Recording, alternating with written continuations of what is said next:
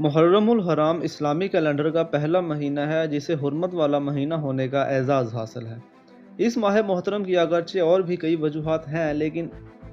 اس کی اصل وجہ سال سن 62 ہجری میں واضح ہوئی،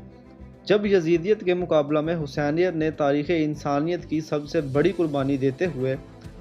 محرم الحرام کے پہلے عشرے کو امر کر دیا۔ اور یہاں ایک اور بات قابل ذکر ہے کہ اسلامی کیلنڈر کا یہ پہلا مہینہ ہی ایک جامع اور زندگی سے بھرپور پیغام کا حامل ہے، جس میں جماعت مسلمین کے لیے اس کائنات کی تعمیل کے تمام تر راز بنیا ہیں۔ لیکن آج اس ویڈیو میں ہم واقعہ کربلا کے اسباب بیان کرنے کی کوشش کریں گے، جو کہ اپنے اندر امت کے لیے کئی خزانے پوشیدہ رکھے ہوئے ہیں۔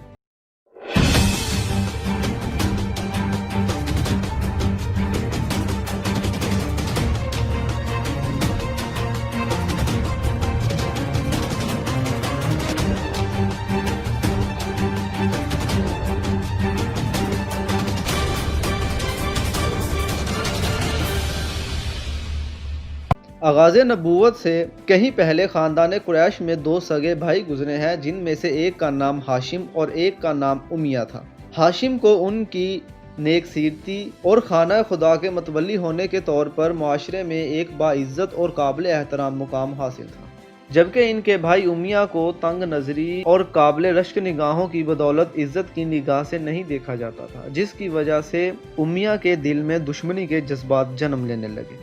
امیہ نے کئی دفعہ ایسے اقدامات بھی اٹھائے جس کی وجہ سے اسے اپنے بھائی ہاشم کے مقابلہ میں زیادہ عزت مل سکے، جو کہ ممکن نہ ہو سکا، اور باہمی منافقت جو کہ در حقیقت یک طرفہ تھی بڑھ گئی، اور امیہ کے دل میں پیدا ہونے والی اس نفرت نے نہ صرف اس کی زندگی بلکہ مرنے کے بعد بھی نسلوں تک اپنا سفر جاری رکھا، جبکہ ہاشم کی اولاد کو آگے چل کر بنو ہاشم جبکہ امیہ کی اولاد کو بنو امیہ کا لقب دیتے ہوئے یہ دونوں خاندان قریش کی دو شاخوں میں تبدیل ہو گئے۔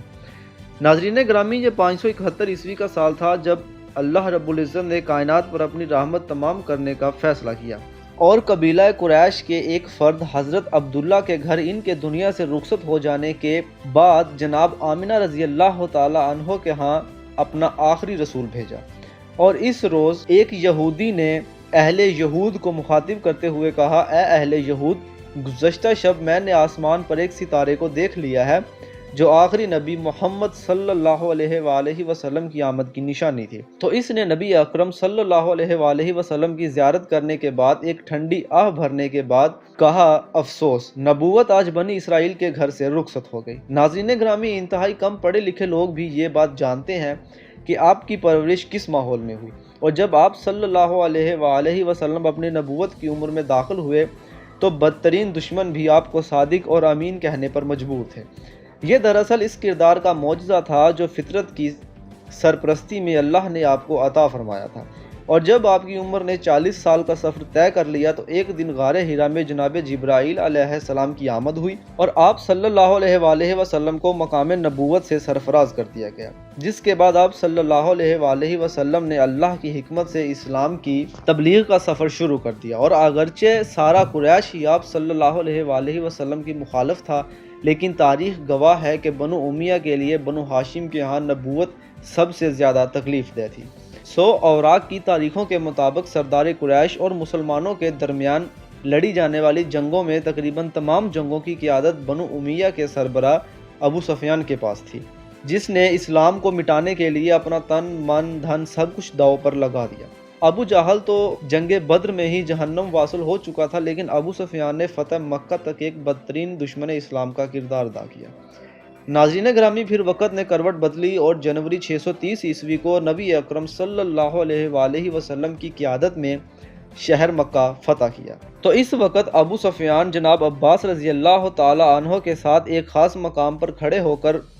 عظمت اسلام کے ان روح پرور لمحات کا نظارہ کر رہے تھے۔ انہوں نے عباس رضی اللہ تعالیٰ عنہ سے کہا کہ تمہارا بھتیجا تو بڑا بادشاہ بن گیا ہے، جس پر آپ نے انہیں قبولیت اسلام کی دعوت دی اور بارگاہ رسالت میں لے گئے۔ آپ صلی اللہ علیہ وآلہ وسلم نے نہ صرف ابو سفیان کو مشرف اسلام کیا بلکہ ان کے گھر کو دارالامان بھی قرار دیا، اور اس موقع پر ان کی بیوی حضرت ہندہ نے بھی اسلام قبول کیا۔ ناظرین گرامی، یہ وہ موڑ تھا جب بنو امیہ بھی کاروان اسلام کا حصہ بن گئے، اور پھر اس کے بعد انہوں نے اپنے صاحبزادے حضرت امیر معاویہ کے ساتھ زندگی بھر اسلام کی خدمت کی اور قبائلی منافقت دم توڑ گئی۔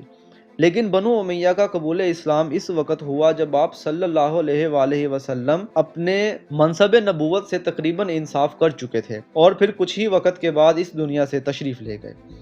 جبکہ حضرت امیر معاویہ رضی اللہ تعالیٰ عنہ کو قاتل وحی ہونے کا شرف بھی حاصل ہوا۔ فتح مکہ کے موقع پر حضرت سفیان رضی اللہ تعالیٰ عنہم کے قبول اسلام کے بعد یہ دشمنی اگرچہ کچھ وقت کے لیے دب گئی، لیکن پھر بعد ازاں جب تیسرے خلیفہ حضرت عثمان رضی اللہ تعالیٰ عنہ جو کہ بنو امیہ سے ہی تعلق رکھتے تھے، ان کے عہد میں مردان جن کو عہد نبوت میں ناپسندیدہ شخصیت قرار دے دیا گیا تھا، ایک دفعہ پھر مدینہ واپس آ گئے اور اہم ذمہ داریاں سنبھال لیں، لیکن جناب عثمان رضی اللہ تعالیٰ عنہ کے ایک قول کے مطابق آپ اسے حضور اکرم صلی اللہ علیہ وآلہ وسلم سے معافی دلوا چکے تھے، اور اس شخص کی وجہ سے باغیوں کا ایک گروہ حضرت عثمان رضی اللہ تعالیٰ عنہ کی شہادت کا باعث بنا، جس کے بعد حضرت علی رضی اللہ تعالیٰ عنہ کو چوتھا خلیفہ راشد بنایا گیا۔ لیکن اس وقت ملک شام میں امیر معاویہ رضی اللہ تعالیٰ عنہ کی حکومت تھی، جو کہ اسلامک سلطنت کا ایک صوبہ تھا۔ حضرت امیر معاویہ رضی اللہ تعالیٰ عنہ نے جناب علی المرتضیٰ رضی اللہ تعالیٰ عنہ سے قصاص عثمان لینے کا مطالبہ کیا، جس کے بارے میں حضرت علی رضی اللہ تعالیٰ عنہ کی یہ رائے تھی کہ حالات کا تقاضا ہے کہ ابھی اس مسئلے کو نہ دیکھا جائے، کیونکہ اس وقت باغیوں کی تعداد ہزاروں میں ہے۔ لیکن جناب امیر معاویہ رضی اللہ تعالیٰ عنہ نے اس دلیل کو تسلیم کرنے سے انکار کر دیا، اور پھر دوستو یہ اسلامی تاریخ کا وہ تکلیف دہ دن تھا جب مسلمانوں نے خود اپنے ہی مسلمان بھائیوں کے خلاف جنگیں لڑیں۔ پہلی جنگ اس وقت جب حضرت عائشہ رضی اللہ تعالیٰ عنہ کے علم میں لایا گیا کہ حضرت علی رضی اللہ تعالیٰ عنہ قصاص عثمان لینے کے لیے تیار نہیں، جبکہ دوسری جنگ حضرت امیر معاویہ رضی اللہ تعالیٰ عنہ اور حضرت علی رضی اللہ تعالیٰ عنہ کی فوجوں کے درمیان لڑی گئی، جسے جنگ صفین کے نام سے موسوم کیا جاتا ہے۔ اس جنگ میں موجود شامی فوجیوں کو شکست نظر آنے لگی تو انہوں نے نیزوں پر قرآن بلند کر کے اسے حکم ٹھہرانے کا مطالبہ کیا۔ حضرت علی رضی اللہ تعالیٰ عنہ اس جنگی چال کو سمجھ چکے تھے، لیکن ان کی فوج میں شامل بعض لوگ جن کو خوراج کے نام سے جانا جاتا ہے، ان کے زور دینے پر آپ کو یہ مطالبہ تسلیم کرنا پڑا، جس کے شامی حکومت کی طرف سے حضرت عمر بن عاص اور حضرت علی رضی اللہ تعالیٰ عنہ کی طرف سے معمر صحابی حضرت ابو موسیٰ الاشر کو حاتم ٹھہرایا، لیکن اس کے باوجود صلح کے مقاصد حاصل نہ ہو سکے۔ حضرت علی رضی اللہ تعالیٰ عنہ کا عہد اسی باہم مسابقت میں گزر گیا، حتیٰ کہ آپ کی شہادت کا سانحہ پیش آ گیا، اور اس کے بعد آپ کے صاحبزادے حضرت حسن رضی اللہ تعالیٰ عنہ نے اقتدار سنبھال لیا، لیکن صرف 6 ماہ کے قلیل عرصہ کے بعد ہی آپ نے یہ کہہ کر کہ آپ مسلمانوں کے درمیان مشت خون کو پسند نہیں کرتے، خلافت سے دستبردار ہو گئے، اور اب پوری مملکت اسلامیہ حضرت امیر معاویہ رضی اللہ تعالیٰ عنہ کے سپرد ہو گئی۔ وہ شہادت عثمان رضی اللہ تعالیٰ عنہ سانحہ اسلام کا وہ موڑ تھا جس نے مسلمانوں کو 2 حصوں میں تقسیم کر دیا، اور اس کے فوراً بعد حضرت علی رضی اللہ تعالیٰ عنہ جن کا تعلق بنو ہاشم سے تھا اور حضرت معاویہ رضی اللہ تعالیٰ عنہ جو بنو امیہ سے تھے، ان کے درمیان ایک دفعہ پھر وہی پرانی دشمنی لوٹ آئی، جس کو ختم کرنے کی آخری کوشش امام حسین رضی اللہ تعالیٰ عنہ نے خلافت سے دستبردار ہونے کی صورت میں کی۔ لیکن دوستو وقت کی ترتیب میں کچھ اور ہی لکھا تھا، اور ہونی ہو کر ہی رہتی ہے، چونکہ روایت مقدسہ یہ گواہی دیتی ہے۔ حضرت امام حسین رضی اللہ تعالیٰ عنہ کے بچپن کے دن تھے جب جبرائیل امین نے آپ صلی اللہ علیہ وآلہ وسلم کو ایک خاک پیش کرتے ہوئے عرض کی کہ یہ کربلا معلیٰ کی خاک ہے، جہاں پر آپ کے اس نور العین یعنی حسین رضی اللہ تعالیٰ عنہ کی شہادت ہوتی ہے۔ اس خاک کو آپ صلی اللہ علیہ وآلہ وسلم نے امیر المومنین حضرت ام سلمہ کو دیتے ہوئے فرمایا کہ جب یہ خاک سرخ ہو جائے تو سمجھ لینا کہ میرے نواسے کو شہید کر دیا گیا ہے۔ ایک اور حدیث کے مفہوم کے مطابق ایک دفعہ نبی اکرم صلی اللہ علیہ وآلہ وسلم نے حضرت امیر معاویہ رضی اللہ تعالیٰ عنہ سے فرمایا کہ مجھے تمہاری کوکھ سے اپنی آل کی دشمنی کی بو آتی ہے، جس پر آپ نے عرض کی کہ حضور میں کبھی شادی ہی نہیں کروں گا۔ آخر کار آپ کی شادی ایک معمر عورت سے ہو کر ہی رہی، جس کے بطن سے یزید نے جنم لیا اور فطرت کے فیصلے کا تقاضا ہو گیا۔ ناظرین محترم، اگرچہ امیر معاویہ رضی اللہ تعالیٰ عنہ نے یزید جو کہ فاسق اور فاجر اور بد کردار شخص تھا، اس کی خلافت کے لیے اپنی زندگی میں ہی راہیں ہموار کرنا شروع کر دیں، اور خاص طور پر حضرت عبداللہ بن زبیر، حضرت عبداللہ بن عمر اور حضرت حسین ابن علی رضی اللہ تعالیٰ عنہم تھے۔ حضرت امیر معاویہ رضی اللہ تعالیٰ عنہ نے ان سے درخواست کی کہ وہ اس کی خلافت کو تسلیم کر لیں، لیکن یہ ان کی زندگی میں ممکن نہ ہو سکا اور پھر ان کی وفات کے بعد یہ بدبخت جولی عہد نامزد ہو چکا تھا۔ اس نے سلطنت عثمانیہ کی باغ ڈور سنبھال لی اور اس کے فوراً بعد تمام علاقوں میں بیعت کا حکم نامہ جاری کر دیا۔ اس وقت جناب حسین رضی اللہ تعالیٰ عنہ مدینہ میں موجود تھے، جنہوں نے اس بد کردار شخص کی بیعت سے انکار کر دیا اور حالات کے تقاضوں کے پیش نظر بارگاہ رسالت اور خاتون جنت حضرت فاطمہ الزہرا رضی اللہ تعالیٰ عنہ کے دربار میں